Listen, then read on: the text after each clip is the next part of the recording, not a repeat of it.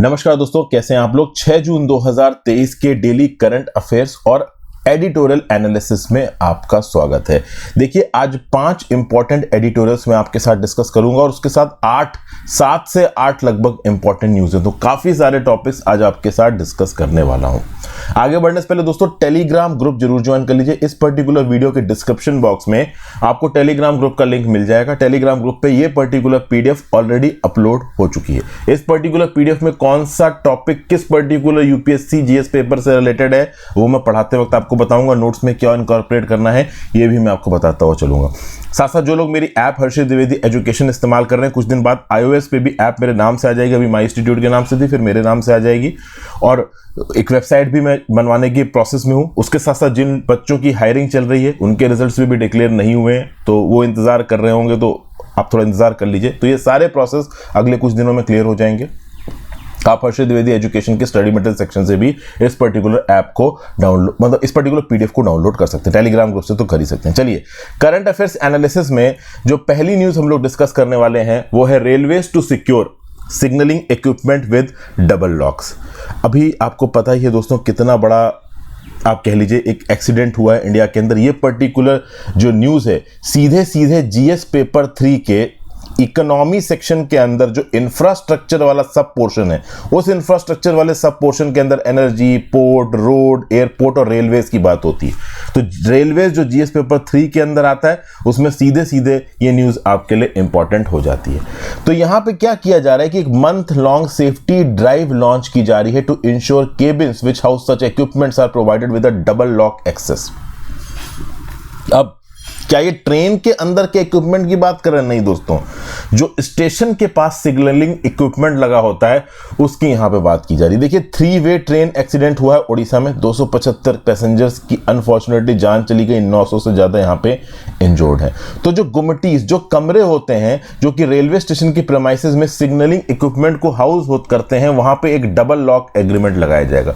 गुमटी बेसिकली एक small cabin होता है। हो सकता है आपसे वन लाइनर में कहीं पे क्वेश्चन पूछ लिया जाए तो आप अपने नोट्स में इनकॉर्पोरेट कर लो, गुमटी, GOOMTY, ये क्या है? तो एक स्मॉल कैबिन है एट लेवल क्रॉसिंग्स और near stations where railway equipment is kept. ये किसी भी वन लाइनर में आपसे पूछा जा सकता है, चाहे यूपीएससी हो चाहे पीसीएस हो, ठीक है। तो लेवल क्रॉसिंग स्टेशंस के पास रेलवे इक्विपमेंट जिस पर्टिकुलर कमरे में बंद होता है उसको आप गुमटी बोलते हो। अब एक सर्कुलर यहां पे रिलीज किया गया है सारे general managers of zonal railways को मंडे को। किसके द्वारा यहां पे रिलीज किया गया? Tej Prakash Agrawal, executive director safety railway board के द्वारा।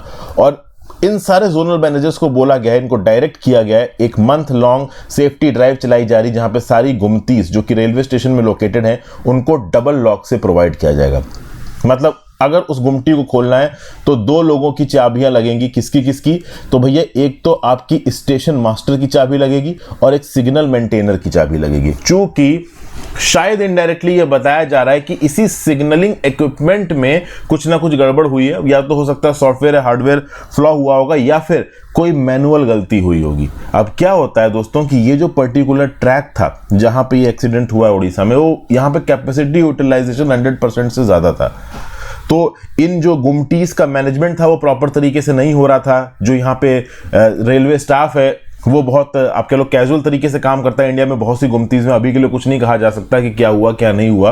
तो उसके चलते यहाँ पे पहली बात तो गुमती के अंदर जो रेलवे इक्विपमेंट रखे हुए हैं उनकी सेफ्टी सिक्योरिटी बहुत इंपॉर्टेंट हो जाती है, इसलिए 2 लॉक यहाँ पे लगाए जा रहे हैं। अभी 2 लॉक तो देखो लगाए जा रहे हैं, तो टेक्निकली ये समझ में आ रहा है कि स्टेशन मास्टर की भी चाबी लगेगी और उसके साथ सिग्नल मेंटेनर की भी चाबी लगेगी, तब ये लॉक खुलेगा। लेकिन अगर कोई पर्टिकुलर ट्रेन बहुत रियल टाइम में किसी पर्टिकुलर ट्रैक से या स्टेशन से निकलती है तो वहां पे हर बार आप गुमटी का दरवाजा खोलने के लिए 2 लोगों की चाबी लेके आओ, 2 लोगों का वहां प्रेजेंट रहना वो कभी कभी मुश्किल हो जाता है, क्योंकि इन लोगों के ऊपर, सिग्नल मेंटेनर और स्टेशन मास्टर के ऊपर और भी कुछ इंपॉर्टेंट ड्यूटीज होती हैं। तो लेट्स सी यहाँ पे चीजें कैसे आगे बढ़ेंगी। 51 घंटे हो चुके हैं एक्सीडेंट्स के और हावड़ा चेन्नई लाइन के ऊपर जो सर्विसेज हैं वो यहाँ पे रिज्यूम कर चुकी हैं। तो देखिए यहाँ पे क्या बताया जा रहा है। The superfast express collided with a stationary goods train on the loop line. Some coaches fell on the adjacent line, causing the derailment of the Yesvantpur Howrah express. ये यहाँ पे हुआ। अब ये जो डुअल लॉक एक्सेस कंट्रोल है ना, ये बेसिकली स्टैंडर्ड सेफ्टी गाइडलाइन को फॉलो करवाएगा सिग्नलिंग इक्विपमेंट को एक्सेस करने के लिए। तो डुअल लॉक एक्सेस कंट्रोल में अगर किसी को सिग्नलिंग इक्विपमेंट के पास पहुंचना है तो दोनों लॉक की चाबियां आपके पास होनी चाहिए। मतलब स्टेशन मास्टर भी रिस्पॉन्सिबल हो जाएगा और सिग्नल मेंटेनर भी रिस्पॉन्सिबल हो जाएगा। इसके लिए बहुत सारे नॉर्म्स और गाइडलाइंस इशू की गई। लेकिन मैं आपको एक बात बताऊं दोस्तों, सरकारी नौकरी जब आप करोगे ना, तब ऊपर के द्वारा बनाए गए नियम कानून कभी कभी नीचे के लेवल पे काम करने वाले सरकारी अफसरों को प्रैक्टिकल नहीं लगते। ये मैं आपको बात बताता हूं, क्योंकि ऊपर बैठ के policy maker safety and security से रिलेटेड नियम कानून बना देता है। अब वो नियम कानूनों को इंप्लीमेंट करने के लिए बड़ी तादाद में वर्कफोर्स चाहिए, और वर्कफोर्स डेफिशिएंट है हमारी सरकारी सर्विसेज इंक्लूडिंग रेलवेज में भी वर्कफोर्स की कमी है। तो ऑब्वियस सी बात है, अगर आप बहुत सारे तामझाम कर रहे हो, नॉर्म्स गाइडलाइंस लेके आ रहे हो, तो उनको फॉलो करने के लिए स्टाफ भी इनफ अमाउंट में होना चाहिए। अब जब सिग्नल मेंटेनर या स्टेशन मास्टर, इनके ऊपर और भी बहुत सी ड्यूटीज होती हैं। तो उन ड्यूटीज के चलते ओवरऑल टेलीकम्युनिकेशन इक्विपमेंट जिस गुमटी में रखना है उसमें ताला लगाना, हर बार डबल लॉक एक्सेस के थ्रू उसको खोलना, ये कहीं ना कहीं उनके लिए कॉम्प्लायंस रिक्वायरमेंट, कॉम्प्लायंस प्रेशर बढ़ा देगा। लेकिन ये प्रेशर जरूरी भी है ओवरऑल सिग्नलिंग इक्विपमेंट में कोई इंटरफेरेंस ना हो उसके लिए। इससे रिलेटेड, इस पर्टिकुलर स्टेप से रिलेटेड क्या रेपरकशंस हैं, सरकारी एम्प्लॉयज के क्या व्यू पॉइंट है, ये आगे आने वाले कुछ समय में बाहर निकल के आएंगे। फिर शैलेंद्र कुमार गोयल साहब, जो कि फॉर्मर डायरेक्टर जनरल है Indian railway institute for signal engineering and telecommunication के, इन्होंने हिंदू को बताया कि जहां पे ओडिशा एक्सीडेंट हुआ है वहां पे जो रेलवेज की लाइन कैपेसिटी यूटिलाइजेशन है वो 100% से ज्यादा है। तो बेसिकली इन पर्टिकुलर रूट्स पे, इस पर्टिकुलर रूट पे जहां पे एक्सीडेंट हुआ उड़ीसा वाले, स्टाफ को समय ही नहीं मिलता है मेंटेनेंस या रिपेयर करने का। मेंटेनेंस या रिपेयर करने के लिए एक ब्लॉक या डिस्कनेक्शन चाहिए। ब्लॉक या डिस्कनेक्शन मतलब उतने टाइम पीरियड में वहां से कोई ट्रेन नहीं निकलेगी। तो बेसिकली सिग्नलिंग सिस्टम को उतने समय के लिए टेम्परेरली सस्पेंड कर दिया जाता है। लेकिन ये टाइम पीरियड कुछ ट्रैक्स के ऊपर बहुत ही कम होता है, जिसमें इंक्लूडिंग एक ये ट्रैक था जहां पे एक्सीडेंट हुआ। तो ये जो ब्लॉक्स रूटीनली अवेलेबल होते नहीं इन हाई डेंसिटी रूट्स पे, तो सिग्नलिंग और स्टेशन ऑपरेटर्स कई बार प्रिस्क्राइब्ड सेफ्टी प्रोटोकॉल्स को ब्रीच कर जाते हैं और इनफॉर्मली एक्सेस करते हैं सेंसिटिव इंस्टॉलेशंस को। तो ये जो सिग्नलिंग इक्विपमेंट है इसको सेंसिटिव इंस्टॉलेशन बोला जा रहा है, और इसका जो एक्सेस है ये इनफॉर्मल बताया जा रहा है। और इनफॉर्मल तो करना ही पड़ेगा। हर वहां पे 2 मिनट में 1 मिनट में वहां से ट्रेन निकल रही है, तो हर 1 मिनट में 2 मिनट में अगर ट्रेन निकलेगी तो हर बार जाके 2 बार तुम लॉक लगाओ, उसके बाद खोलो, उसके बाद रजिस्टर में एंट्री करो, फिर तुमने क्या किया उसके बाद फिर बाहर आओ, फिर सिग्नलिंग इक्विपमेंट के दरवाजे को बंद करो। इतना समय नहीं होता वहां पे स्टेशन मास्टर और सिग्नल मेंटेनर के पास। या तो फिर आप 2 लोगों को एक पर्टिकुलर गुमटी के लिए आप डेडिकेटेडली डिप्लॉय कर दो, इतनी मैन फोर्स नहीं है। तो ये सब चीजें कैसे होंगी आगे? नियम कानून तो बनाए जा रहे हैं, बट ये नियम कानून किस हद तक ग्राउंड लेवल पे प्रैक्टिकल है, ये सब चीजें भी हमें देखनी। तो लेट्स सी इसमें आगे क्या निकल के आता है। ठीक है भाई, फिर आगे चलते हैं। मान dig in his heels says no to affiliation of Haryana colleges with Punjab university. ये बेसिकली किस रिस्पेक्ट में न्यूज काम की है? तो देखिए, फेडरलिज्म, अगर आप जीएस पेपर 2 के अंदर functions and responsibilities of the union and states में जाते हैं और issues and challenges pertaining to the federal structure, तो जब फेडरल स्ट्रक्चर की बात आती है तो केवल राज्य वर्सेस केंद्र की बात नहीं है, राज्य वर्सेस राज्य की भी बात हो सकती है। तो यहां पर राज्य वर्सेस राज्य की बात हो रही है। हरियाणा के मनोहर लाल खट्टर साहब बोल रहे हैं कि हरियाणा के कॉलेजेस का एफिलिएशन पंजाब यूनिवर्सिटी के साथ होना चाहिए, और पंजाब के जो सीएम हैं भगवंत मान साहब वो बोल रहे हैं कि नहीं भाई ऐसा कुछ होने वाला नहीं है। और पंजाब के जो गवर्नर है बनवारी लाल पुरोहित, वो चाहते हैं कि हाँ भाई पंजाब यूनिवर्सिटी अपना एफिलिएशन हरियाणा के कुछ कॉलेजेस को दे सकती है। तो अभी के लिए पंजाब चीफ मिनिस्टर भगवंत मान साहब ने मंडे को रिजेक्ट कर दिया proposal to affiliate colleges of Haryana with Punjab university. Problem क्या है दोस्तों, अगर हरियाणा के राज्य के कॉलेज पंजाब की यूनिवर्सिटी के साथ एफिलिएटेड होते हैं, प्रॉब्लम यह है कि हरियाणा के सरकारी कॉलेजेस हरियाणा की सरकार के कंट्रोल के अंदर है, ठीक है ना, उसकी पॉलिसी हरियाणा की सरकार बनाएगी। और पंजाब यूनिवर्सिटी जो है जिसके अंदर पंजाब के कॉलेजेस आते हैं, अगर हरियाणा के कॉलेज आते हैं तो पंजाब यूनिवर्सिटी कंट्रोल पंजाब की राज्य की सरकार के पास है। तो पंजाब यूनिवर्सिटी इफेक्टिवली हरियाणा की कॉलेजेस के ऊपर कोई कंट्रोल पॉलिसी के रिस्पेक्ट में, नॉर्मेटिव आप कह लो गाइडलाइंस के रिस्पेक्ट में नहीं रख पाएगा। क्योंकि हरियाणा के सरकारी कॉलेजेस का कंट्रोल किसके पास है? हरियाणा की राज्य की सरकार के पास है। तो ये खिचड़ी पकाना ही नहीं चाहते भगवंत सिंह मान साहब, ऐसा कुछ यहाँ पे निकल के आ रहा है। तो हरियाणा के चीफ मिनिस्टर मनोहर लाल खट्टर के साथ मीटिंग हुई यहाँ पे, किसकी? भगवंत मान साहब की, जो कि पंजाब के चीफ मिनिस्टर हैं। और किसकी चेयरमैनशिप के अंदर हुई? पंजाब के गवर्नर कम चंडीगढ़ एडमिनिस्ट्रेटर आपके बनवारी लाल पुरोहित जी की प्रेजेंस में हुई। चंडीगढ़ बेस्ड यूनिवर्सिटी जो है वो तो पंजाब यूनिवर्सिटी से एफिलिएटेड रहेगी, ऐसा भगवंत सिंह मान साहब ने बोला है, लेकिन हरियाणा के किसी भी कॉलेज को हम पंजाब यूनिवर्सिटी के साथ एफिलिएशन नहीं देंगे। देखिए, हरियाणा और पंजाब के बीच में कुछ इंपॉर्टेंट बायलैटरल मुद्दे अक्सर कर सामने निकल के आते रहते हैं। क्या क्या? पहली बात तो ये जो आपका joint capital of Punjab and Haryana का मुद्दा है, चंडीगढ़। चंडीगढ़ एक ऐसी यूनियन टेरिटरी है जिसके ऊपर पंजाब भी कंट्रोल चाहता है, जिसके ऊपर हरियाणा भी कंट्रोल चाहता है, जो केंद्र की सरकार भी अपने पास रखना चाहता है। तो पंजाब हरियाणा अक्सर कर चंडीगढ़ के लिए लड़ते रहते हैं। केंद्र की सरकार ने बोला तुम दोनों की कैपिटल, लेकिन है तुम्हारी नहीं हमारी है। पंजाब भी चंडीगढ़ के डेवलपमेंट में पैसा लगाता है, हरियाणा भी पैसा लगाता है, केंद्र की सरकार भी पैसा लगाती है, इसलिए आज की डेट में चंडीगढ़ इतना डेवलप्ड है। तो चंडीगढ़ की कैपिटलशिप को लेकर, चंडीगढ़ के क्लेम को लेकर पंजाब हरियाणा अक्सर कर एक दूसरे से लड़ा करते हैं। उसके साथ साथ सतलज यमुना लिंक कैनाल, इस पर्टिकुलर मुद्दे को लेकर पंजाब हरियाणा के बीच में अक्सर का बहस चलती है। रावी और ब्यास के पानी के डिस्ट्रीब्यूशन को लेकर यह बहस चलती है। देखिए, हरियाणा पंजाब से ही कार्व होकर निकला था 1966 में, ठीक है। हरियाणा के कॉलेजेस पंजाब यूनिवर्सिटी से एफिलिएटेड रहा करते थे 1976 तक। उसके बाद हरियाणा के चीफ मिनिस्टर बंसी लाल ने बोला कि ठीक है भाई, हम हरियाणा के कॉलेजेस को पंजाब यूनिवर्सिटी से अलग कर रहे हैं। लेकिन 2018 से फिर से डिमांड उठी कि हरियाणा के कॉलेजेस को पंजाब यूनिवर्सिटी से एफिलिएशन दिलवाना चाहिए। अब भगवंत मान साहब को या भी किसी भी पंजाब के चीफ मिनिस्टर को इस बात से प्रॉब्लम तब नहीं होगी अगर यूनिवर्सिटी के साथ एफिलिएशन दिलवा के उन कॉलेजेस के ऊपर कंट्रोल आ जाए पंजाब की सरकार का। लेकिन ऐसा होने वाला है नहीं, क्योंकि वो कॉलेज हरियाणा के अंदर हैं और जो सरकारी कॉलेजेस हैं उनके ऊपर कंट्रोल हरियाणा की सरकार का होगा।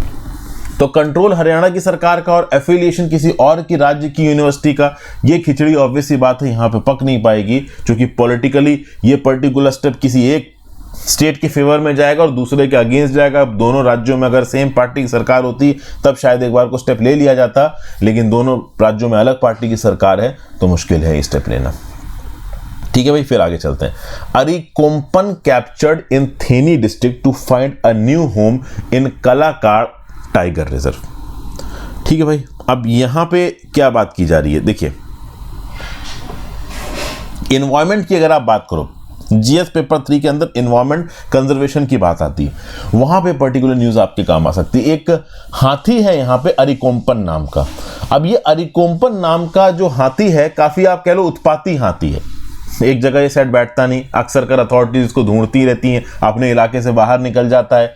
तो पिछले 5 दिन से एक ऑपरेशन चलाया जा रहा है तमिलनाडु के फॉरेस्ट डिपार्टमेंट के द्वारा इस पर्टिकुलर अरिकोम्पन नाम के हाथी को पकड़ने के लिए। कई जगहों पे इसने फसलें तबाह कर ली, ह्यूमंस के साथ इसका आप कह लो लड़ाई सी हुई।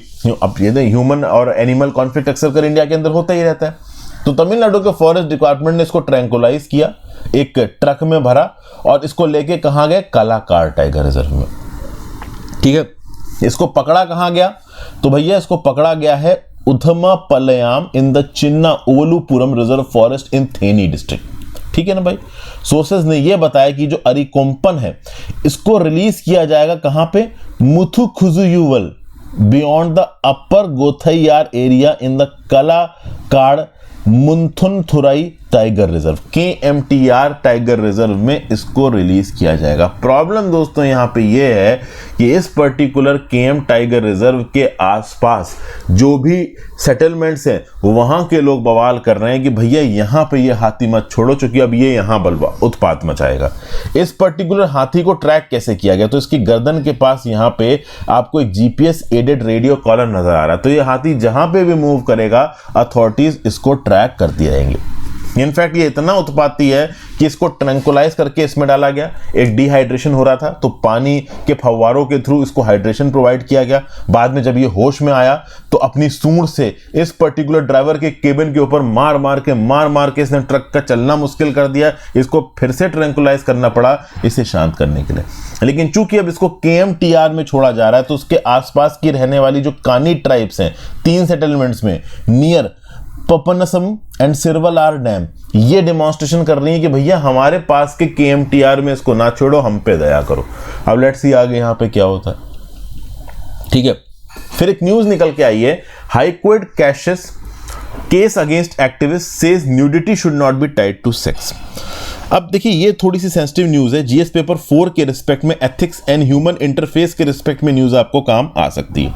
हुआ दोस्तों यहाँ पे ये है कि रेहाना फातिमा नाम की एक एक्टिविस्ट के अगेंस्ट एक क्रिमिनल केस एक्टिवेट किया गया, मतलब फाइल किया गया, इनिशिएट किया गया। क्यों?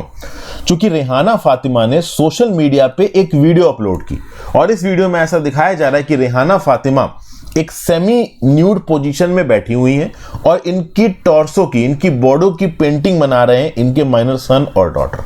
अब अपने आप में ये थोड़ा इमोरल हो सकता है कि एक mother overall semi nude condition में सामने बैठी है और उसके माइनर बच्चे, बेटा बेटी दोनों बैठ के उसकी पेंटिंग बना रहे हैं।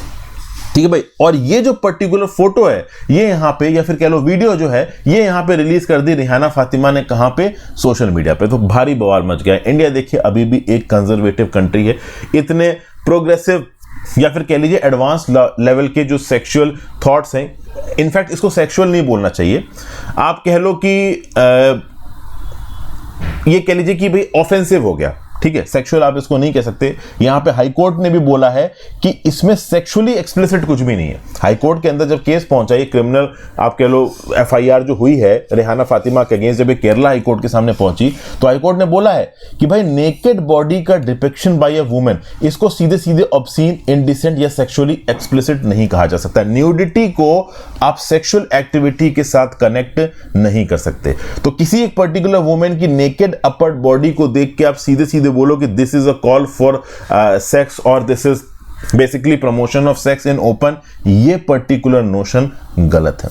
सो also the depiction of a naked body of a woman can not per se term to be obscene, indecent और सेक्सुअली एक्सप्लिसिट। तो केरला हाई कोर्ट ने एक बड़ा ही प्रोग्रेसिव जजमेंट दिया है यहां पे, जहां पे न्यूड बॉडी की शो को आप सीधे सीधे सेक्स या ऑब्सीन या लैशियसनेस या फिर इनडिसेंसी के साथ नहीं जोड़ सकते।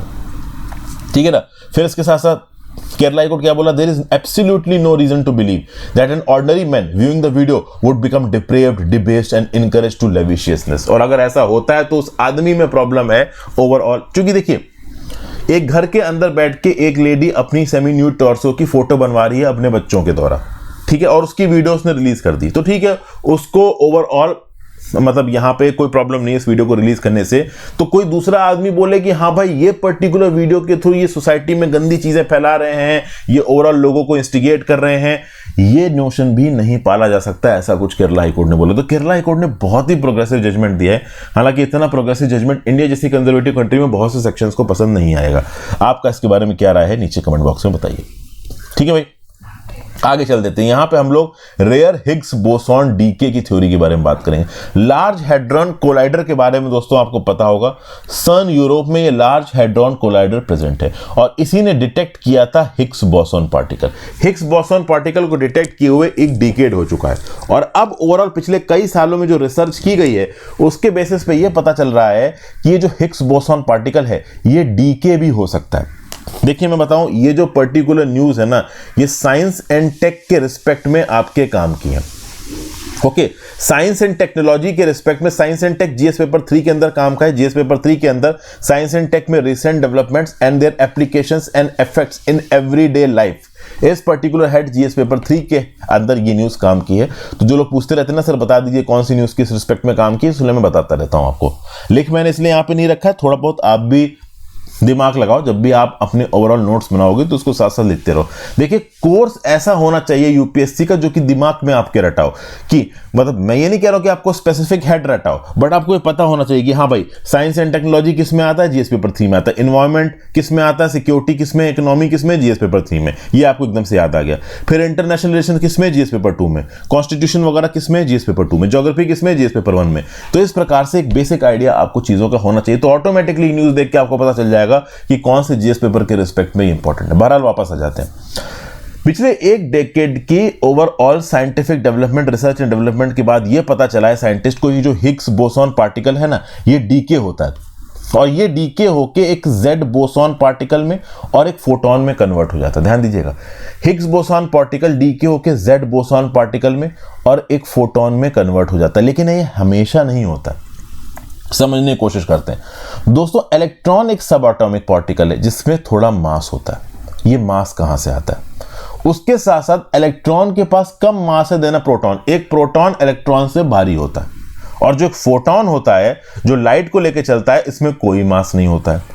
तो ये सब हमको कैसे पता चला कि इलेक्ट्रॉन के अंदर मास है, प्रोटॉन के अंदर इलेक्ट्रॉन से ज्यादा मास है, फोटोन के अंदर मास ही नहीं है, न्यूट्रॉन के अंदर प्रोटॉन से बस थोड़ा ही ज्यादा मास है। तो ये सब हमें पता चला है इस बेसिस पे कि कैसे इलेक्ट्रॉन, प्रोटॉन हिग्स बोसॉन के साथ इंटरेक्शन करते हैं। जब कोई पर्टिकुलर सब एटॉमिक पार्टिकल हिग्स बोसॉन के साथ इंटरेक्शन करे, समझ लो उसमें मास है। जो फोटोन है, फोटोन हिग्स बोसॉन के साथ इंटरेक्शन करता ही नहीं, इसलिए हम बोलते हैं कि फोटोन के अंदर मास है ही नहीं। At the same point of time electron और प्रोटॉन्स और न्यूट्रॉन्स ये अपने आप को एसोसिएट करते हैं हिग्स बोसॉन के साथ, इसलिए बोला जाता है कि इनके अंदर मास है। हिग्स बोसॉन भी हिग्स बोसॉन के साथ इंटरेक्ट करता है, तो बोला जाता है कि हाँ भाई हिग्स बोसॉन के अंदर भी मास है। तो हिग्स बोसॉन एक प्रकार का बोसॉन है, अ फोर्स कैरिंग सब एटॉमिक पार्टिकल है ये। It carries the force that a particle experiences when it moves through a energy field। इस एनर्जी फील्ड को आप हिग्स फील्ड बोलते हो, और ऐसा बोला जाता है ये हिग्स फील्ड यूनिवर्स में हर जगह पे अवेलेबल है। तो हिग्स फील्ड के अंदर ओवरऑल जब कोई एक सब एटॉमिक पार्टिकल मूव करता है तो उसको एक फोर्स, एक एनर्जी फील होती है जो कि हिग्स फील्ड की वजह से आती है। तो इस हिग्स फील्ड के साथ इंटरेक्शन होता है, और इस इंटरेक्शन के आधार पर जो एक्सपीरियंस आता है वो इस बेसिस पे आता है कि हाँ भाई हिग्स फील्ड के अंदर आप हिग्स बोसॉन के साथ टकरा रहे हो, इंटरैक्ट कर रहे हो, और ये हिग्स बोसॉन पार्टिकल पूरे यूनिवर्स में हर जगह पे अवेलेबल। ठीक है, तो हिग्स बोसॉन के साथ आपका जो इंटरेक्शन होता है उसके बेसिस पे पता चलता है कि हाँ भाई आपके अंदर वजन है या नहीं है। तो इलेक्ट्रॉन प्रोटॉन इंटरैक्ट करते हैं तो इनके अंदर वजन है, फोटोन इंटरैक्ट नहीं करता उसके अंदर वजन नहीं। एक बात हो गई। अब क्वेश्चन यहां पे ये भी उठता है दोस्तों कि हमें ये कैसे पता चला कि हिग्स बोसॉन जब डीके करेगा तो जेड बोसॉन और फोटोन में ही डीके करेगा, या फिर वो किसी और चीज में डीके कर सकता है? देखिए वो किसी और चीज में भी डीके कर सकता है। एक हिग्स बोसॉन जेड बोसॉन और फोटोन में कुछ पर्टिकुलर सिचुएशंस में ही डीके करता है। तो क्वांटम फील्ड थ्योरी के हिसाब से, which is a theory physicists use to study these interactions, space at subatomic level is not empty। मैं थोड़ा इसको बड़ा कर देता हूं। जी हाँ, यहां देखिए क्या बताया जा रहा है कि क्वांटम फील्ड थ्योरी में, which is the theory of physicists to study these interactions, space at the subatomic level is not empty। subatomic level पे स्पेस एम्प्टी नहीं है, it is filled with virtual particles। अब basically ये जो Higgs boson जो particles हैं इनको अपने आप पता कर पाना भी अपने आप में बहुत मुश्किल है। तो इनको कैसे पता किया गया? हिग्स बोसॉन की डिस्कवरी एक्चुअली में कैसे हुई? तो क्वांटम फील्ड थ्योरी के बेसिक एप्लीकेशंस को अप्लाई करते हुए लार्ज हेड्रॉन कोलाइडर ने हिग्स बोसॉन को कैसे क्रिएट किया? By accelerating billions of highly energetic proton into a head on collision. तो billions of highly energetic proton का हेड ऑन कोलिजन कराया गया। उसके बेसिस पे एक ट्रेमेंडस अमाउंट ऑफ एनर्जी यहां पे रिलीज हुई जो कि कंडेंस हुई अलग अलग पार्टिकल्स में, और इसमें एक हैवी पार्टिकल निकला जो कि हिग्स बोसॉन था। अब इनिशियली तो हम ये जो साइंटिस्ट थे वो ये नहीं पता कर पाए कि ये जो पर्टिकुलर हिग्स बोसॉन है ये डिसइंटीग्रेट भी हो जाता है लाइटर पार्टिकल्स में, बट पिछले 7-8 साल की रिसर्च में ये पता चला है कि हाँ भाई ओवरऑल ये जो पर्टिकुलर हिग्स बोसॉन है ये डीके होता है और ये कुछ और फंडामेंटल पार्टिकल्स में टूट जाता है। 0.1% टाइम जब ये हिग्स बोसॉन पार्टिकल डीके करेगा, टूटेगा, तो किसमें टूटेगा? एक जेड बोसॉन में और एक फोटोन में। तो ओवरऑल किसी पर्टिकुलर एक्सपेरिमेंट में एक पर्टिकुलर हिग्स बोसॉन को डीके करा के आपको जेड बोसॉन और फोटोन चाहिए, तो आपको क्या करना पड़ेगा? कम से कम 1000 हिग्स बोसॉन को डीके कराना पड़ेगा। चूंकि हिग्स बोसॉन डीके होके एक फोटोन और जेड बोसॉन में कन्वर्ट होगा, इसकी प्रोबेबिलिटी 0.1% है। समझ गए? तो कम से कम जब 1000 हिग्स बोसॉन के पार्टिकल को आप डीके करवाओगे तब जाके आप श्योरिटी से बोल सकते हो कि किसी एक पार्टिकल में जेड बोसॉन और फोटोन तो देखो बना ही होगा। समझ गए? उसके बाद यहां पे जो जेड बोसॉन और फोटॉन बनता है, मार्टिन बोयर जो कि एसोसिएट प्रोफेसर हैं institute for particle physics phenomenology के, इनका ये बोलना है इन डरहम यूनिवर्सिटी कि जो जेड बोसॉन है वो 2 म्यूऑन्स में टूट जाता है 3% बार। तो ये कुछ थ्योरी है जो यहां पे निकल के आ रही है, समझ गए। तो अगर लार्ज हेड्रॉन कोलाइडर्स में जो डिटेक्टर्स हैं वो अगर एक पेयर ऑफ म्यूऑन्स को ढूंढ रहे हैं प्लस एक फोटोन को भी ढूंढ रहे हैं, तो कम से कम 30,000 हिग्स बोसॉन को उन्हें डीके करवाना पड़ेगा। और ये सारी थीसिस करने में ऑलमोस्ट 1 डिकेड लग गया है यहां पे साइंटिस्ट को। चूंकि हिग्स बोसॉन ढूंढा गया था लगभग 1 डिकेड पहले, लेकिन हिग्स बोसॉन की प्रॉपर्टीज क्या है इनको स्टडी किया जा रहा है पिछले 1 डिकेड से, और अब आगे हमें पता चल पाया है कि भाई ये जो हिग्स बोसॉन है ये भारी है, ये डिसइंटीग्रेट भी करता है, और डिसइंटीग्रेट करके किन किन चीजों में 0.1% टाइम जेड बोसॉन और फोटोन में टूट जाता है। तो एक हिग्स बोसॉन 0.1% टाइम डिकेड होके एक जेड बोसॉन बनाता है और एक फोटोन बनाता है। इस पर्टिकुलर फैक्ट को आप अपने नोट्स में लिख लो।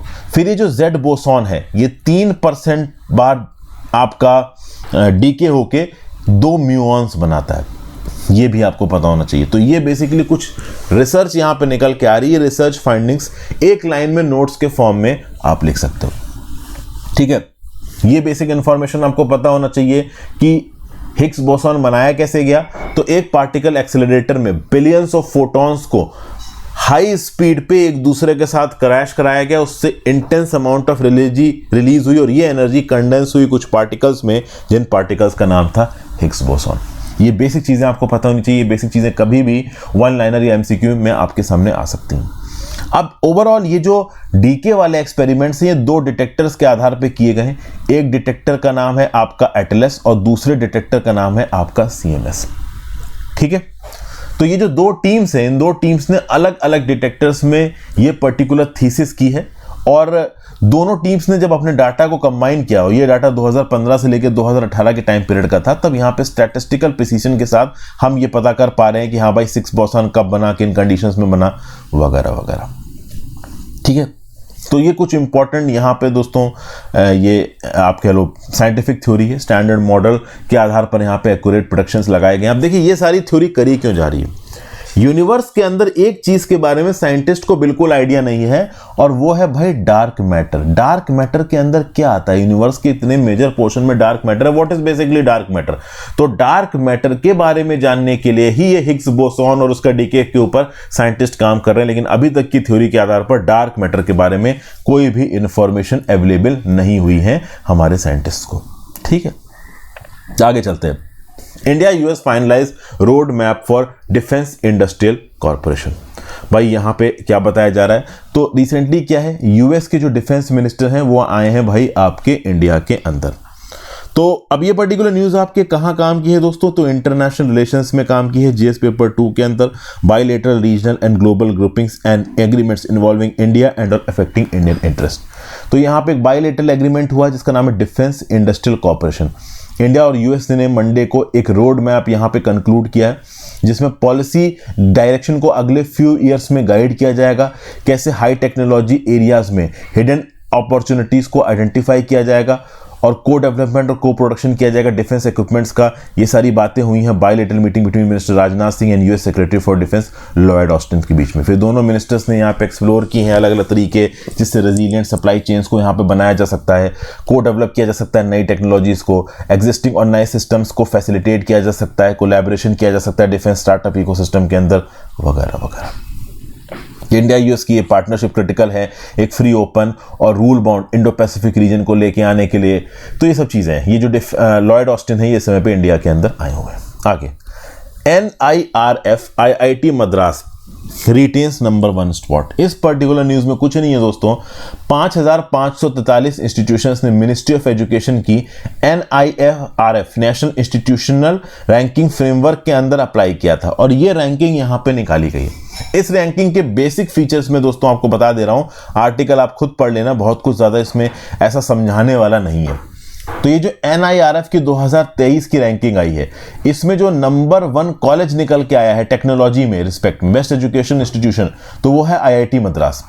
5वीं बार लगातार IIT मद्रास नंबर 1 में, आपको उसके बाद IIT बेंगलुरु, फिर दिल्ली, फिर बॉम्बे, फिर कानपुर, ये नजर आ रहे हैं। तो बेसिकली बेस्ट एजुकेशनल इंस्टीट्यूशन हर कैटेगरी में, चाहे वो टेक्नोलॉजी हो चाहे मेडिकल साइंस हो, चूंकि यहाँ पे आपको छठे नंबर पे all Indian institute of medical sciences Delhi भी नजर आ रहा है, तो नंबर 1 पे IIT मद्रास आया है।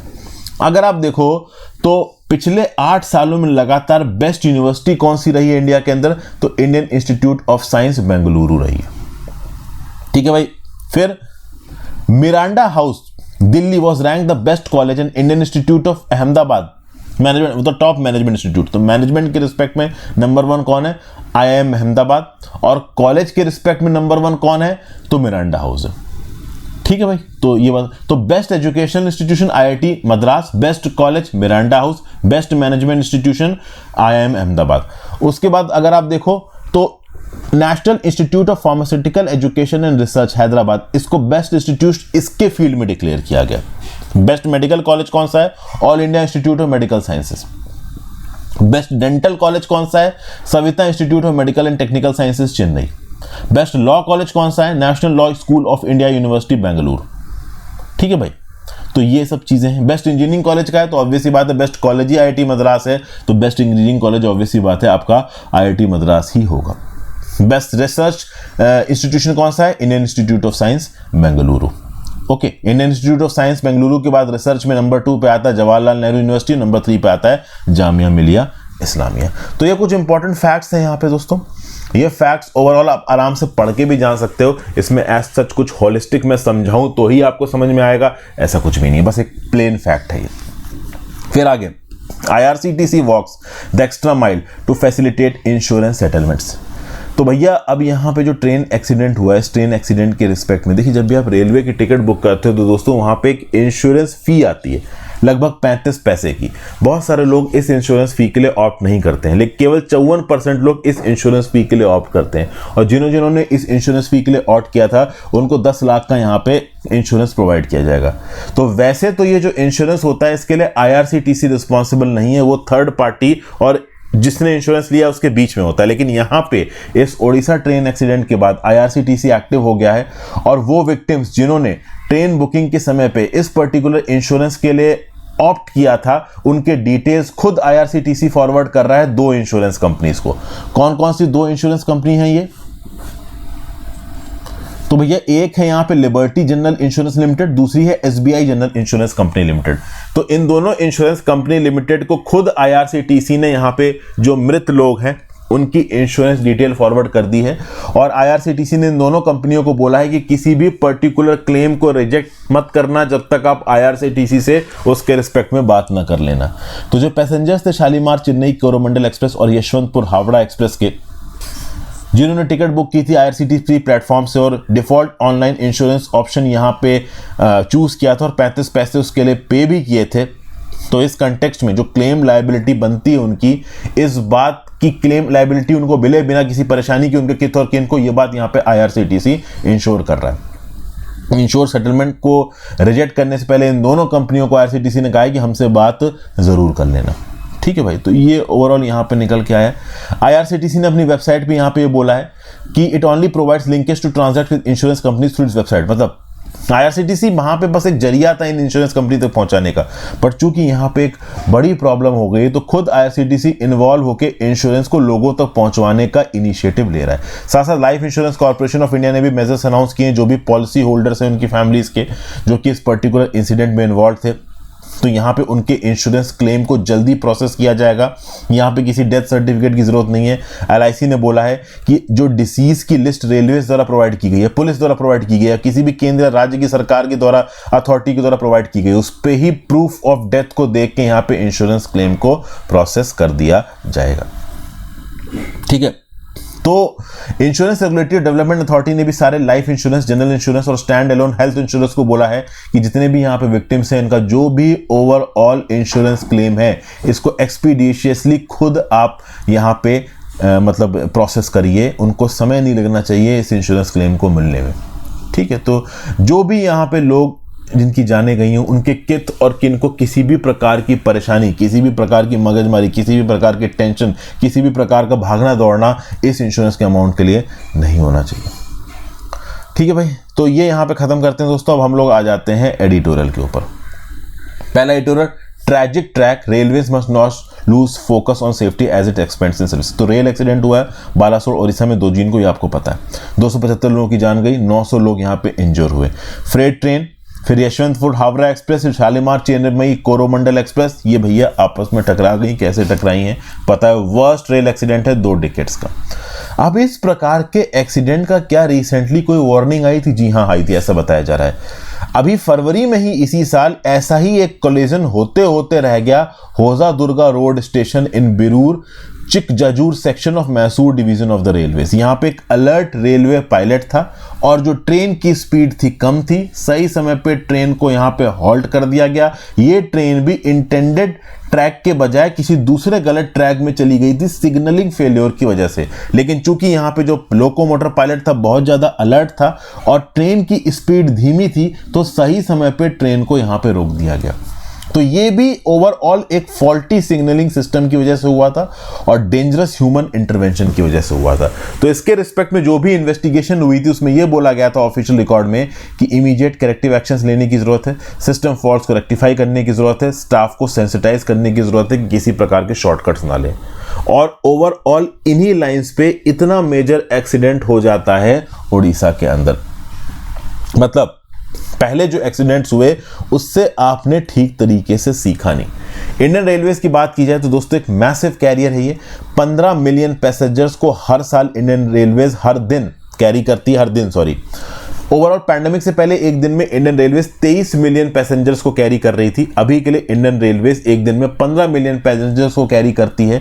इंडिया का एक एम्बिशियस प्लान है अपने रेल इंफ्रास्ट्रक्चर को इंप्रूव करने का। 2023-24 में कैपिटल एक्सपेंडिचर के लिए 2.4 लाख करोड़ रुपए भी एलोकेट किए गए। एक्सीडेंट्स पर मिलियन ट्रेन किलोमीटर पिछले एक डिकेड में कम जरूर हुए हैं, लेकिन poor maintenance of track and rolling stock and overstretched staff are problems that railways no longer camouflage with a glitchy package। तो ठीक है, रेलवेज के अंदर आप नई स्कीम अनाउंस कर रहे हो, नई नई ट्रेनें लाने की बात कर रहे हो, जैसे कि 2021 में प्रधानमंत्री मोदी जी ने अनाउंस किया कि 75 new semi high speed train Vande Bharat की 75 वीक्स में लॉन्च की जाएंगी। तो ठीक है, आप रेलवेज के इंफ्रास्ट्रक्चर को डेवलप करो, that's good, but at the same point of time back and में रेलवे की सिक्योरिटी और सेफ्टी वाली क्लॉज को भी यहां पे इग्नोर नहीं किया जा सकता है। रेलवेज में सेफ्टी से ज्यादा इंपॉर्टेंट कुछ भी नहीं। कोई भी लॉजिस्टिकल सेक्टर हो, रेलवे हो, आपका एविएशन हो, रोड हो, सेफ्टी से ज्यादा यहां पे इंपॉर्टेंट कुछ भी नहीं होता। तो जो बालासोर का एक्सीडेंट है, रेलवे डेवलपमेंट प्लान्स के साथ साथ ओवरऑल रेलवे सिक्योरिटी प्लान्स को भी यहां पे प्रॉपर तरीके से हमें स्ट्रीमलाइन करना चाहिए। सैबोटाज को यहां पे रूल आउट नहीं किया गया है, मतलब मेलाइन इंटेंशन को भी यहाँ पे रूल आउट नहीं किया गया। सेंट्रल ब्यूरो ऑफ इन्वेस्टिगेशन यहाँ पे अब अपनी इंक्वायरी करेगा। करेक्टिव मेजर्स रेलवेज के द्वारा लिए जाएंगे ऑपरेशन लेवल पे, प्लानिंग लेवल्स पे।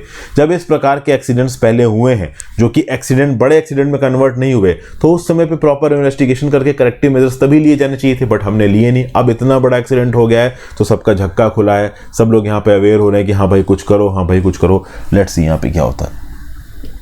फिर आगे IN oil, India must bring pump prices of petrol and diesel in line with global prices. अब इंडिया की सरकार को यहाँ पे टैक्स कम कर देना चाहिए ऑयल के ऊपर। ये पॉइंट जरूर हम यहाँ पे डिस्कस कर रहे हैं, लेकिन इस पॉइंट के साथ ना केंद्र की सरकार वाक्य रखेगी ना राज्य की सरकार वाक्य रखेगी। अभी क्या है, जो वर्ल्ड का लार्जेस्ट ग्रुपिंग है क्रूड ऑयल प्रोड्यूसर्स का, जिसको आप ओपेक प्लस बोलते हो, उसने संडे को एग्री किया है कि ठीक है भाई 2024 में भी हम लोग प्रोडक्शन को क्रूड ऑयल के थोड़ा कम करेंगे। अभी बात यह है कि ग्लोबल इकोनॉमी में एक स्लो डाउन आ रहा है, एक प्रकार का रिसेशन आ रहा है। तो इस रिसेशन के चलते जो तेल की डिमांड है वो कम हो जाएगी। तो तेल की डिमांड कम हो जाएगी तो तेल के दाम गिरेंगे। तो तेल के दामों को थोड़ा मेंटेन करने के लिए ओपेक प्लस ने बोला है कि हम कुछ और प्रोडक्शन कम करेंगे। तो सऊदी अरेबिया ने वहां पे वॉलंटरली क्या बोला है कि प्रतिदिन 1 मिलियन बैरल प्रोडक्शन को कम किया जाएगा। इससे पहले भी अगर आप देखो तो अप्रैल में कुछ एडिशनल आउटपुट कट्स अनाउंस किए गए थे to the tune of 1.66 million barrel per day. ठीक है, तो अप्रैल में 1.66 मिलियन बैरल पर डे का प्रोडक्शन कम किया गया। अभी अनाउंसमेंट आ रहा है कि और एक extra million barrels per day हम प्रोडक्शन कम करेंगे। जब अप्रैल में प्रोडक्शन कम किया गया था तो कुछ समय के लिए जो तेल के दाम थे वो $87 पर बैरल पे पहुंच गए थे, लेकिन फिर बाद में $80 पर बैरल के नीचे हो गए। तो बेसिकली इन सब चीज़ों की वजह यह है दोस्तों, इस समय पर दुनिया भर में तेल की डिमांड उतनी तेजी से ऊपर बढ़ नहीं रही है, इकोनॉमी थोड़ा स्लो डाउन हो रही है। तो उसके चलते ही ये ओपेक ऑयल कंट्रीज को डर है कि तेल का दाम इंटरनेशनल मार्केट में कम हो जाएगा, तो ये जो तेल बेचेंगे इनको पैसा कम मिलेगा, तो तेल के दाम को थोड़ा बहुत स्टेबलाइज करने के लिए ये अपने प्रोडक्शन को कम करने की बात करते हैं as a group. OPEC plus countries 20 से ज़्यादा कंट्रीज पेट्रोलियम कंट्रीज का ग्रुप है, और ओवरऑल अगर ये प्रोडक्शन कट्स को कम करते हैं या बढ़ाते हैं तो इससे डेफिनेटली इंटरनेशनली प्राइस पे इम्पैक्ट आता है और ग्लोबल सप्लाई चेन की इफेक्ट होती है। जब रशिया यूक्रेन वॉर शुरू हुआ था उसके बाद यूएस ने सऊदी अरेबिया के ऊपर प्रेशर डाला कि आप ओवरऑल तेल के प्रोडक्शन को बढ़ाओ, क्योंकि रशियन तेल को इंटरनेशनल मार्केट में कम पहुंचाना था यूएस को, लेकिन सऊदी अरेबिया ने मानने से मना कर दिया और बोल दिया कि नहीं भाई हम तो तेल के प्रोडक्शन को कम करेंगे। तो बेसिकली ओपेक प्लस कंट्रीज का इन्फ्लुएंस बहुत है। अब ये जो ओपेक प्लस कंट्रीज की जो तेल के दाम है $80-85 पर बैरल जो चल रहे हैं, इंडिया को कहीं ना कहीं ओवरऑल तेल के दाम अभी के लिए कम पड़ रहे हैं थैंक्स टू रशिया। इंडिया लगभग 1/3 33% अपनी तेल की रिक्वायरमेंट को रशिया से इंपोर्ट कर रहा है। इनफैक्ट अगर आप देखो तो जून 2022 में इंडिया जो तेल इंपोर्ट कर रहा था वो उसको पड़ रहा था $116 पर बैरल का, लेकिन अभी के लिए इंडिया जो तेल इंपोर्ट कर रहा है $72.39 पर बैरल का पड़ रहा है थैंक्स टू रशिया। लेकिन ओवरऑल इतने कम दाम पे भी तेल खरीदने पर इंडिया ने पेट्रोल और डीजल के दामों को मार्केट में स्टेबलाइज नहीं किया है। मेरे आपके जैसे लोग जो कि मार्केट में जाके पेट्रोल खरीदते हैं, अभी भी मैंने कुछ दिन पहले एक कार में पेट्रोल डलाया है, 106 या 107 रुपए प्रति लीटर का पेट्रोल पड़ा है। पेट्रोल के दाम अभी भी ज्यादा है। तो जब सरकार को इंटरनेशनल मार्केट में तेल सस्ती कीमतों में मिल रहा है तो सरकार यहाँ पे तेल पे टैक्सेस कम क्यों नहीं कर रही है? और यहां पे मैं दो प्रकार की सरकारों की बात कर रहा हूं, केंद्र की सरकार की भी बात कर रहा हूं, राज्य की सरकार की भी बात कर रहा हूं। जीएसटी का मैकेनिज्म अभी क्रूड ऑयल के ऊपर आया नहीं है और राज्य की सरकार जल्दी आने भी नहीं देंगी। राज्य की सरकार इसी बात पे नाराज है कि तुमने जीएसटी इंप्लीमेंट करके हमारा पैसा कम कर लिया। तो जो एक दो चीजें हैं जिसमें से तेल एक है जिससे सीधे रेवेन्यू राज्य की सरकार के पास जाता है, तो राज्य की सरकार तो कभी नहीं मानेगी कि हाँ भाई तेल को हम लोग जीएसटी के एम्बिट के अंदर ले आए। तो यहाँ पे इनिशिएटिव लेना चाहिए केंद्र की सरकार को और तेल के ऊपर लगने वाले केंद्र के टैक्सेस को कम करना चाहिए ताकि ओवरऑल लोगों की जेब पे कम इम्पैक्ट आए और फिर केंद्र की सरकार से सीख के राज्य की सरकारें भी स्टेप लेंगी। लेकिन ऑब्वियस सी बात है इस बात के चांसेस बहुत कम है दोस्तों। ना केंद्र की सरकार तेल के ऊपर अपने टैक्सेस कम करेगी, ना राज्य की सरकार तेल के ऊपर अपने टैक्सेस कम करेगी। तेल के टैक्सेस बहुत इंपॉर्टेंट होते हैं ओवरऑल एक स्टेट के रेवेन्यू के लिए, लेकिन डेफिनेटली ये लोगों की जेब के ऊपर भारी पड़ते हैं, जो कि भारी पड़ रहे हैं। आगे आ जाते हैं अगले आर्टिकल पे। In the short term stabilise the line of actual control. ये यहाँ पे क्या कहने की कोशिश कर रहे हैं गजेंद्र सिंह साहब, देखते हैं। पिछले कुछ सालों में जो सिचुएशन है लाइन ऑफ एक्चुअल कंट्रोल पे वो काफी टेंस रही है। बस वॉर ही यहाँ पे नहीं हुआ है, डोकलाम और गलवान क्राइसिस के बारे में आपको पता है। अब मीडिया रिपोर्ट्स में अक्सर कर आप ट्रांसग्रेशंस की स्टैंड ऑफ की बात सुनते हो इंडियन और चाइनीज ट्रूप्स के बीच में। अच्छा खासा खर्चा होता है इंडिया और चाइना का इन ट्रूप्स को लाइन ऑफ एक्चुअल कंट्रोल के पास डिप्लॉय करने में। गलवान के बाद वन ऑफ द जो बिगेस्ट मोबिलाइजेशन चाइनीज फोर्सेस का देखने को मिला है तिब्बत में देखने को मिला है। रेटोरिक जिनगोइज्म दोनों कंट्रीज में बहुत ज्यादा है और रिसेंटली जब एक्सटर्नल अफेयर्स मिनिस्टर जयशंकर साहब ने बोला कि जो LAC पे सिचुएशन है ईस्टर्न लद्दाख में वो बहुत ज्यादा फ्रेजाइल है और बहुत डेंजरस है when it comes to military assessment, इस प्रकार की सिचुएशन में अक्सर कर जंगें छिड़ जाती हैं। तो जब हमारे देश का फॉरेन मिनिस्टर इस पर्टिकुलर एग्रीमेंट को इतनी सीरियस तरीके से बात कर रहा है, मतलब डेफिनेटली ग्राउंड लेवल पे जो सिचुएशन है वो अच्छी नहीं है। और ये जो स्टेट ऑफ अफेयर्स है सस्टेनेबल नहीं है। ये किसी एक पर्टिकुलर केस में मेजर कॉन्फ्लिक्ट को ट्रिगर कर सकते हैं और पूरे के पूरे रीजन को डिस्टेबलाइज कर सकते हैं, जिससे दुनिया पे एक एडवर्स इंपैक्ट आएगा। ये एडवर्स इंपैक्ट पॉलिटिकल भी हो सकता है, इकोनॉमिक भी हो सकता है। इसलिए सबके इंटरेस्ट में है कि LAC स्टेबल हो, line of actual control stable हो और दोनों नेबर्स एक दूसरे का बेनाइन राइज देखें। जबकि देखिए ये होने वाला है नहीं। इंडिया चाइना बॉर्डर कॉम्प्लेक्सिटीज बहुत ज्यादा बड़ी हैं। चाइना अरुणाचल प्रदेश को क्लेम करता है, पूरे अक्साई चीन को क्लेम करता है। इंडिया बोलता है अक्साई चीन हमारा है, जो कि हमारा है। कोई भी Chinese government including the present government under Xi Jinping अपने टेरिटोरियल क्लेम्स को फोरगो नहीं करेगी। तो लॉन्ग टर्म सॉल्यूशन यहां पे बॉर्डर को डिमार्केट करने का इंडिया चाइना के बीच में आ जाए, इस बात के चांसेस ना के बराबर है। तो बेहतर यह रहेगा कि हम लोग शॉर्ट टर्म सॉल्यूशंस यहां पे ढूंढने की कोशिश करें, लेकिन शॉर्ट टर्म सॉल्यूशंस भी मिलने वाले हैं नहीं। चाइना वाले अपने आप को बुली समझते हैं, वो सोचते हैं कि वो इंडिया को धमका के काम करवा लेंगे। इंडियन पॉलिटिकल एस्टैब्लिशमेंट भी अड़ के बैठ गया है कि म्यूचुअली एक्सेप्टेबल बॉर्डर सेटलमेंट तो होने वाला है नहीं, हम अपनी पोजीशंस में कोई कंसेशन करेंगे नहीं। तो शॉर्ट टर्म इफेक्टिव तरीका हमें ढूंढना है। इस इफेक्टिव तरीके में प्रैग्मेटिज्म होना चाहिए, थोड़ा मेल्ट डाउननेस होनी चाहिए।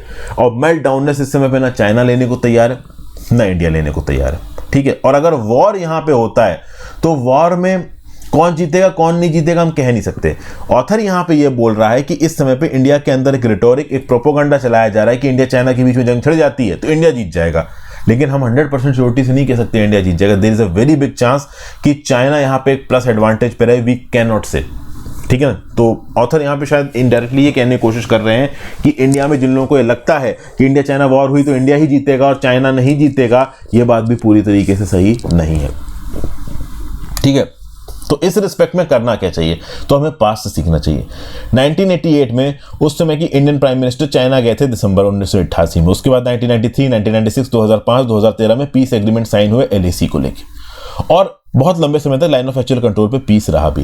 लेकिन दोस्तों उस समय की बात अलग थी, उस समय चाइना भी बढ़ रहा था। चाइना का सिद्धांत था डेन ज़ाओपिंग का कि lower your head and wide your time. वो इंटरनेशनली ज़्यादा पंगा मोलना नहीं चाहते थे, अपनी इकोनॉमी पे ध्यान दे रहे थे, अपने डेवलपमेंट पे ध्यान दे रहे थे। लेकिन आज की डेट में चाइना बड़ा हो चुका है और आज की डेट में चाइना एक्सपेंशनिस्ट व्यू पॉइंट लेके चल रहा है और इंडिया इस एक्सपेंशनिस्ट व्यू पॉइंट, इस सलामी स्लाइसिंग स्ट्रेटजी को काउंटर कर रहा है, ठीक है ना। 19 साल के बाद अगर आप देखो तो working mechanism for consultation and coordination on India China border affairs 2012 में बनाए गए। इसको बनाने की बात की गई थी आर्टिकल 1 ऑफ 1993 एग्रीमेंट में। तो 1993 एग्रीमेंट के 19 साल के बाद 2012 में इस प्रकार के एग्रीमेंट को लेके आया गया। फिर अगर आप देखो तो जो आर्टिकल 5 है 2005 के बॉर्डर प्रोटोकॉल का, उसके अंदर बॉर्डर पर्सनल मीटिंग बनाने की बात की गई थी, लेकिन आज तक लिपू लेख बॉर्डर पर्सनल मीटिंग बनी नहीं है। तो ग्राउंड लेवल पे बॉर्डर पे इनफ बॉर्डर पर्सनल मीटिंग नहीं है। तो कई बार क्या होता है कि जो फोर्सेस हैं उनके कमांडर्स इन बॉर्डर पर्सनल मीटिंग पॉइंट्स पे मिल नहीं पाते, जिसके चलते दोनों फोर्सेस के बीच में डिस्ट्रस्ट क्रिएट होता है और एक पर्टिकुलर फोर्स के अंदर एक आप कह लो एक इंटेंशन आ जाता है कि थोड़ा आगे बढ़ के थोड़ा और इलाका कब्जा लें, और इन्हीं इंटेंशन के चलते अपने सलामी स्लाइसिंग टैक्टिक्स को चाइनीज ग्राउंड लेवल पे डिप्लॉय करते और इंडिया वाले बोल रहे हैं कि अब पीछे हटेंगे नहीं। फिर आज की डेट में टेक्नोलॉजी पहले बहुत बढ़ गई है, पहले टेक्नोलॉजी इतनी नहीं थी। आज की डेट में अपने साइड पे भी बैठ के हम टेक्नोलॉजी के थ्रू, सैटेलाइट सर्वेलेंस के थ्रू ये देख सकते हैं कि पहाड़ी की दूसरी तरफ दुश्मन ने कितनी फोर्सेस को मोबिलाइज करके रखा हुआ है, कितनी ट्रूप डेंसिटी है, कितनी अच्छी रोड्स और लॉजिस्टिक्स बना रखे हैं, कितने एविएशन एसेट्स को डिप्लॉय कर रखा है। तो इसके चलते भी जो गुस्सा है और जो डिस्ट्रस्ट है इन कंट्रीज के बीच में वो बढ़ता है। तो कितनी भी खराब सिचुएशन हो, इस सिचुएशन को कंट्रोल में लाने की जरूरत है, फुल फ्लेज्ड कॉन्फ्लिक्ट की चांसेस को मिनिमाइज करने की जरूरत है, और इसके लिए पीस और stability line of actual control पे लेके आना जरूरी है। मैप को डीलिनिएट करना अपने आप में बहुत मुश्किल काम है, बट मैच्योरिटी तो दोनों साइड्स डिप्लॉय दिखा ही सकती हैं। अब ओवरऑल इस समय पे चाइना ये सोचे कि हाँ भैया वो बुली हैं और इंडिया को डरा के अपने हिसाब से कुछ भी करा लेंगे, तो वो काफ़ी मुश्किल है। तो मैच्योरिटी दिखाना, टेक्नोलॉजी की बेसिस पे सर्वेलेंस करना, डिस्प्यूटेड एरियाज में दोनों फोर्सेस का पीछे चले जाना, डिस्प्यूटेड एरियाज में या तो जॉइंट पेट्रोलिंग के मैकेनिज्म को इंप्लीमेंट करना, ये सब यहाँ पे करने की जरूरत है। लेट्स सी यहाँ पे कितना हो पाता। देखिए ये बात तो सबको पता है कि इस समय पे चाइना अपनी पर्टिकुलर अप्रोच में बहुत ज़्यादा एडमेंट है और इंडिया भी ज़्यादा ईल्ड करने को रेडी है नहीं। तो बाद में क्या इसका फाइनल आउटकम निकल के आएगा, इस बात को लेकर अभी भी क्लैरिटी नहीं है। फिर next, dealing with deep fakes, क्या बात की जा रही है। देखिए डीप फेक एक ऐसी टेक्नोलॉजी है जो कि एक मशीन क्रिएट करती है डीप लर्निंग की मदद से, जिसमें फॉल्स इंफॉर्मेशन होती है। जैसे डीप फेक में मैं कुछ बोल रहा हूं और मेरी आप आवाज को मॉर्फ करके मेरी आवाज में कोई और स्टेटमेंट निकाल दो। होता है ना कि बड़े बड़े लीडर्स हैं, अब कोई बड़ा पॉलिटिकल लीडर स्पीच दे रहा है, वो बोल कुछ और रहा है, लेकिन डीप फेक के थ्रू आपने उसकी आवाज को मॉर्फ करके कुछ और धर्म से रिलेटेड भड़काऊ भाषण दिलवा दिया। तो इस बात को लेके सोसाइटी में पंगा फैल गया। इसको आप बोलते हो डीप फेक। अभी एक ऐसा ही डीप फेक 28 मई को देखने को मिला, जब दिल्ली में नई पार्लियामेंट का इनॉग्रेशन हो रहा था। तब रेस्टलर्स पीसफुली प्रोटेस्ट कर रहे थे और उसके बाद जब रेस्टलर्स को हटाया गया तो काफी बवाल हुआ। अब उस समय पे एक फोटो सर्कुलेट हुई जहां पे रेस्टलर्स कोने में खड़े होकर पुलिस के साथ हंस के फोटो खिंचवा रहे थे, ठीक ना। लेकिन एक्चुअली में वो फोटो एक डीप फेक थी। लोगों के अंदर ये ओवरऑल ऑब्जेक्टिव एक इंटेंशन लाने की कोशिश की गई होगी कि हाँ भाई ये रेस्लर्स बिना बात के बवाल कर रहे हैं, एक्चुअली में कोई ज्यादा प्रॉब्लम है नहीं। तो डीप फेक वो विजुअल्स होते हैं, वो वीडियोस होती हैं जिनको फोटोशॉप करके ह्यूमन स्किल्स की मदद पे एक्चुअली में वो जो लीडर क्या कह रहा है उसको गलत दिखा के कुछ और कहलवा के सोसाइटी में रकस फैलाने की कोशिश की जाती है। डीप फेक इमेजेस और वीडियोस की एक अनसेटलिंग लेगेसी है। दुनिया भर में लोग इस पर्टिकुलर टेक्नोलॉजी से अफेक्ट हुए हैं। जैसे फॉर एग्जांपल बैरक ओबामा की एक वीडियो रिलीज हुई थी जिसमें वो डोनाल्ड ट्रंप को वर्बली अब्यूज करते हुए नजर आए थे। फेशियल रिकॉग्निशन सॉफ्टवेयर से ये पर्टिकुलर वीडियो बनाई गई थी। बाद में पता चला कि ये वीडियो फर्जी थी, ये डीप फेक थी। आज की डेट में रिवेंज पॉर्न बनती है। 22 मई को एक डीप फेक इमेज बनाई गई जिसमें पेंटागन के ऊपर से डार्क स्मोक उठती हुई दिखाई गई। वो फेक इमेज थी, लेकिन हमारे कुछ मीडिया हाउसेस उसकी रिपोर्टिंग करने लगे। बाद में पता चला कि यार ये तो फर्जी न्यूज़ है। तो मशीन मेड इन्फॉर्मेशन जो कि एक्चुअली में जेन्युइन नहीं है, जो कि सोसाइटी में इनस्टेबिलिटी फैलाने के लिए लेके आई गई है, जो लोगों को भड़काने बरगलाने के लिए लेके आई गई है, ये डीप फेक टेक्नोलॉजी है। और इस डीप फेक टेक्नोलॉजी से आज की डेट में लड़ने की जरूरत है। सबसे पहले तो इस डीप फेक टेक्नोलॉजी के बारे में लोगों को अवेयर कराना जरूरी है कि हाँ भाई, ओवरऑल लोग किसी भी पर्टिकुलर चीज को देख के एकदम से उसको सच ना मान ले, उसकी ऑथेंटिसिटी को वेरीफाई करने की एटलीस्ट एक कोशिश करें। प्लस जो मीडिया ऑर्गेनाइजेशंस हैं उनको और रिस्पॉन्सिबली एक्ट करने का लेसन दिया जा रहा है। मीडिया ऑर्गेनाइजेशंस को किसी भी चीज की रिपोर्टिंग से पहले उसकी ऑथेंटिसिटी को चेक करना मैंडेटरी करना चाहिए, क्योंकि ये डीप फेक्स की रिपोर्टिंग अगर मीडिया ऑर्गेनाइजेशन रियल टाइम में तेजी से करने लगते हैं तो वो लॉन्ग टर्म में प्रॉब्लम क्रिएट कर सकता है। समझ गए? फिर इस प्रकार की प्रॉब्लम चैट जीपीटी में देखने को मिल रही है। आज के डेट में चैट बॉट्स बन रहे हैं। चैट जीपीटी बना है। ChatGPT major technology companies बना रही हैं और ये चैट जीपीटी कुछ भी कर सकता है। फॉर एग्जांपल, अगर आप चैट जीपीटी से बोलो कि भैया एक 500 वर्ड्स का ऐसे लिखो ग्लोबल वार्मिंग पे, तो तुरंत वो आपको ऐसे लिख के दे देगा। लेकिन ओवरऑल इन पर्टिकुलर एसेज में, इन पर्टिकुलर जनरेटिव टेक्स्ट में, जनरेटिव आर्टिफिशियल इंटेलिजेंस में कुछ प्रॉब्लम होती है। वैसे देखा जाए दोस्तों तो ये जो टेक्नोलॉजीज है काम की भी हैं। फॉर एग्जांपल, अगर किसी को एमियोट्रोफिक लैटरल स्क्लेरोसिस की बीमारी है, वो बोल नहीं पाता है, तो उसके लिप्स को रीड करके आर्टिफिशियल इंटेलिजेंस का जो सॉफ्टवेयर है वो क्या बोल रहा है उसको जनरेट कर देगा। तो ये एक बहुत पॉजिटिव एप्लीकेशन है इस टेक्नोलॉजी का। तो ये कह देना गलत है कि इस प्रकार की टेक्नोलॉजीज को इवॉल्व नहीं करना चाहिए। इन टेक्नोलॉजीज को बहुत पॉजिटिव फैसेट्स भी हैं, but at the same point of time in technology के नेगेटिव फैसेट्स भी है। इतने नेगेटिव कि वो पूरे के पूरे सोशल फैब्रिक को हिला के रख सकते हैं। ठीक है ना, लोगों को तोड़ के रख सकते हैं, जनता के अंदर एक मॉब कल्चर को प्रमोट कर सकते हैं, रिलीजन के नाम पे लोगों को लड़ा सकते हैं। तो इससे हमें कहीं ना कहीं लड़ना है, इससे हमें कहीं ना कहीं जीतना है। ये सब बातें यहाँ पे बोली जा रही। तो टेक्नोलॉजी को हमें गुड टेक्नोलॉजी में कन्वर्ट करना है, ना कि बैड टेक्नोलॉजी में। फिर अगला, a word of advice to the Delhi police. ये रेस्टलिंग के रिस्पेक्ट में जो ओवरऑल यहाँ पे आप कह लो रेस्टलर्स कर रहे हैं, उसके रिस्पेक्ट में दिल्ली पुलिस को एक वर्ड ऑफ एडवाइस दे रहे हैं आर के विज साहब, फॉर्मर डायरेक्टर जनरल पुलिस रह चुके हैं छत्तीसगढ़ में। क्या बोल रहे हैं? अभी के लिए जो रेस्लिंग फेडरेशन ऑफ इंडिया के चीफ है बृजभूषण शरण सिंह, उनके अगेंस्ट 2 सेक्सुअल हैरेसमेंट के केसेस फाइल हुए हैं 28 अप्रैल 2023 को। एक केस तो पॉक्सो के अंदर फाइल हुआ और एक केस इंडियन पीनल कोड के अंदर फाइल हुआ regarding outraging the modesty of a woman. दोनों केसेस को इन्वेस्टिगेट कर रही है दिल्ली पुलिस। अब यहाँ पे जो रेस्टलर्स आपका एजिटेशन कर रहे हैं, रजिस्टर्स का ये बोलना है कि बृजभूषण शरण सिंह को यहाँ पे अरेस्ट किया जाना चाहिए।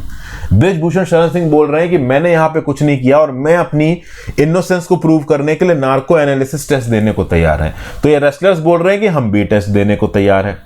ठीक है ना, एफआईआर यहाँ पे रजिस्टर हो गई। अब सबसे पहली चीज तो यहाँ पे ये उठाई गई कि एफआईआर यहाँ पे रजिस्टर करने में दिल्ली पुलिस को डिले क्यों हुई, और दिल्ली पुलिस ने भी एफआईआर तब रजिस्टर की जब सुप्रीम कोर्ट का इंटरवेंशन हुआ। अब यहां पे सुप्रीम कोर्ट के एक जजमेंट को कोट कर रहे हैं ऑथर। सुप्रीम कोर्ट का जजमेंट है Lalita Kumari versus government of Uttar Pradesh and others 2014 का। इस पर्टिकुलर जजमेंट में सुप्रीम कोर्ट ने साफ साफ बोला है कि अगर इल्जाम एक कॉग्निजेबल ऑफेंस का है तो ओवरऑल एक एफआईआर को रजिस्टर करने से पहले उस केस में इंक्वायरी करने की कोई जरूरत नहीं है। अगर इल्जाम लगाया गया है ओवरऑल कॉग्निजेबल ऑफेंस का, तो कॉग्निजेबल ऑफेंस में एफआईआर रजिस्टर करने से पहले आपको उस पर्टिकुलर केस की इंक्वायरी करने की जरूरत नहीं है। लेकिन कई बार क्या होता है कि केस को रजिस्टर करने में डिले हो जाता है। जैसे कि बृजभूषण सिंह के अगेंस्ट जो केस रजिस्टर हुआ है सेक्सुअल हैरेसमेंट का, इसको रजिस्टर करने में डिले हुआ, और अगर डिले 3 महीने से ज्यादा का है तो आपको केस को रजिस्टर करते वक्त इस पर्टिकुलर कंप्लेन में जो डिले हुई है फाइल करने में, इसको भी सेटिस्फैक्टरीली एक्सप्लेन करना पड़ेगा। लेकिन ओवरऑल अगर क्राइम हुआ है और उस क्राइम को रिपोर्ट करने में आपको थोड़ी देर लग गई है, तो delay can not be a ground for non registering of FIR. समझ गए आप बात को? तो अगर कोर्ट को आप सेटिस्फाई कर पाते हो कि हाँ भाई इन वजहों से ये जो एफआईआर है वो डिले हो गई है, तो उसके बाद एफआईआर रजिस्टर होगी उस पर्टिकुलर कॉग्निजेबल ऑफेंस में और एक्शन भी लिया जाएगा। सिर्फ आपको उस क्राइम को रिपोर्ट करने में और एफआईआर रजिस्टर करवाने में डिले हो गया, इस बेसिस पे प्रोसिक्यूशन का जो केस है वो कमजोर पड़ गया, ऐसा नहीं होता है यहाँ पे। हालांकि आगे आने वाले समय में आपको इसके रिस्पेक्ट में एडिशनल और क्रेडिबल प्रूफ जरूर देना पड़ेगा। अब बात की जाए नार्को एनालिसिस टेस्ट की, तो देखिए नार्को एनालिसिस टेस्ट यहां पे एक्यूज्ड के ऊपर होता है, विक्टिम के ऊपर कभी नार्को एनालिसिस टेस्ट नहीं होता है। तो basically narco analysis test accused के ऊपर करवाना ठीक है, विक्टिम के ऊपर करवाना ठीक नहीं है। तो यहां पे वैसे तो देखा जाए दोस्तों तो नार्को एनालिसिस टेस्ट की कोई लीगल वैलिडिटी ज्यादा होती नहीं है, बट हाँ ठीक है, अगर नार्को एनालिसिस टेस्ट से थोड़ी भी मदद मिल जाती है तो डेफिनेटली आप वो कर सकते हो, ठीक है ना। एक और बात है, जो स्टेटमेंट किसी भी इंडिविजुअल का जुडिशियल मजिस्ट्रेट रिकॉर्ड करता है under 164 of the criminal procedure code, वो तभी काम का होगा जब ट्रायल कोर्ट में जहां पे केस चल रहा होगा जुडिशियल मजिस्ट्रेट को ओवरऑल पेश किया जाए उस स्टेटमेंट के रिस्पेक्ट में चीजों को कोरोबोरेट करने के लिए, ठीक है। अब यहां पे बृजभूषण सिंह का अरेस्ट होना चाहिए नहीं होना चाहिए, इसके रिस्पेक्ट में आर के विज साहब क्या बोल रहे हैं। देखिए यहां पे बृजभूषण और सरन सिंह के ऊपर इल्जाम लगाए गए हैं pertaining to sexual assault at workplace and otherwise which may attract section 8, section 10 and section 12 of the POCSO Act। तो section 8, section 10, section 12 POCSO Act का लग रहा है, ठीक है ना। फिर सेक्शन 354 और 354A लग रहा है इंडियन पीनल कोड का, इसमें जो मैक्सिमम जेल की सजा है 7 साल है। अब जब मैक्सिमम जेल की सजा 7 साल की है तो according to section 41 of the criminal procedure code उस पर्टिकुलर इंडिविजुअल को अरेस्ट करना मैंडेटरी नहीं है। समझ गए बात को। Until and unless ओवरऑल वो पर्टिकुलर पर्सन एविडेंस में टेम्परिंग ना करे, ऐसा बोला सुप्रीम कोर्ट ने Arnesh Kumar versus state of Bihar and ANR में। तो ये जो मैंने सेक्शंस अभी आपको बताया पॉक्सो के और आईपीसी के, इनके अंदर मैक्सिमम सजा 7 साल है और कोड ऑफ क्रिमिनल प्रोसीजर के सेक्शन 41 के अंदर जहां पे मैक्सिमम सजा 7 साल है वहां पे इंडिविजुअल जिसके ऊपर इल्जाम लगाया गया है उसको अरेस्ट करना मैंडेटरी नहीं है। अरेस्ट केवल एक केस में किया जाएगा, सुप्रीम कोर्ट ने बताया वो केस तब है जब वो इंडिविजुअल एविडेंस के साथ टेम्परिंग करे, और ऐसा सुप्रीम कोर्ट ने बोला था Arnesh Kumar versus state of Bihar and ANR में। अब ऑब्वियस सी बात है यहां पे बोला जा रहा है कि चूंकि जो पर्टिकुलर इंडिविजुअल इन्फ्लुएंशियल है ये एविडेंस में टेम्परिंग कर सकते हैं, बट आप अगर अरेस्ट करोगे तो अरेस्ट प्रॉपर ग्राउंड्स पे होना चाहिए, बिना मतलब सिर्फ रेस्लर्स के कह देने भर से आप अरेस्ट नहीं कर सकते, ठीक है ना भाई। तो सबसे बेस्ट तरीका यहां पे क्या है, ऑथर ये बोल रहा है सबसे बेस्ट तरीका ये है कि जितना जल्दी हो सके उतना जल्दी दिल्ली पुलिस अपनी इन्वेस्टिगेशन को कंप्लीट करे। जहां पे ऑफेंसेस 10 साल से कम के होते हैं वहां पे 60 दिन का टाइम होता है अरेस्ट होने के बाद इन्वेस्टिगेशन को कंप्लीट करने का, बट चूंकि यहां पे अरेस्ट हुआ नहीं है तो 60 दिन की टाइम लिमिट यहां पे लागू होती नहीं है। बट बेटर यहां पे दोस्तों यही रहेगा कि जितनी जल्दी हो सके उतनी जल्दी इन्वेस्टिगेशन यहां पे कंप्लीट करो, चार्जेस को फ्रेम करो और ट्रायल के लिए प्रोसीड करो, क्योंकि जब तक ओवरऑल यहां पे इन्वेस्टिगेशन कंप्लीट नहीं होगी, प्रॉपर फैक्ट्स ऑन रिकॉर्ड नहीं आएंगे, तब तक ये ब्लेम गेमिंग यहां पे चलती रहेगी और ओवरऑल कोई प्रॉपर आउटकम निकल के आएगा नहीं, ठीक है ना। तो लेट्स सी यहां पे क्या होता है। ओवरऑल आगे आने वाले समय में इसके बारे में बात करेंगे। कुछ लीगल टॉपिक्स के रिस्पेक्ट में यहाँ पे आर के विज साहब ने बात की जो कि मैंने आई होप डिटेल में आपको समझा दिया। कुछ सुप्रीम कोर्ट के जजमेंट है जैसे Arnesh Kumar versus state of Bihar and ANR, इसके अंदर यह बोला गया है कि ओवरऑल सेक्शन 41 सीआरपीसी 7 साल तक की जेल की सजा में आपको जेल में डालना, अरेस्ट करना जरूरी नहीं है अनटिल अनलेस आप एविडेंस के साथ टेम्पर कर सको। तो ये सुप्रीम कोर्ट का जजमेंट याद रखना। दूसरा, overall Lalita Kumari versus government of Uttar Pradesh and others, ठीक है ना, कॉग्निजेबल ऑफेंस है तो एफआईआर को रजिस्टर करने से पहले प्रिलिमिनरी इंक्वायरी करना मैंडेटरी नहीं है। तो ये सुप्रीम कोर्ट के जजमेंट सीए मेन चीज बोलते हैं, ये भी अपने नोट्स में इनकॉर्पोरेट कर लीजिए। कभी ना कभी इस प्रकार की चीज़ों को अगर आप अपने मेंस के आंसर्स में कोट कर देते हो, चाहे जीएस पेपर 2 में कोट करो, 1 में कोट करो, अपने ऐसे में कोट करो, इंटरव्यू में बोलो, ये कहीं ना कहीं डेफिनेटली एक पुश देते हैं आपके स्टैंड को। हालांकि इंटरव्यू में सोच समझ के बोलना, क्योंकि इंटरव्यू में काउंटर क्वेश्चन आ जाते हैं। तो आई होप आपको मजा आया हो। Thank you for watching friends. Video को लाइक और शेयर कर दीजिएगा, इंस्टाग्राम पे फॉलो कर लीजिएगा, ज्यादा से ज्यादा लोगों के साथ इन लेक्चर्स को शेयर करें दोस्तों। आई होप मैं लेक्चर्स के साथ जस्टिस कर पा रहा हूँ। Have a great day, good bye.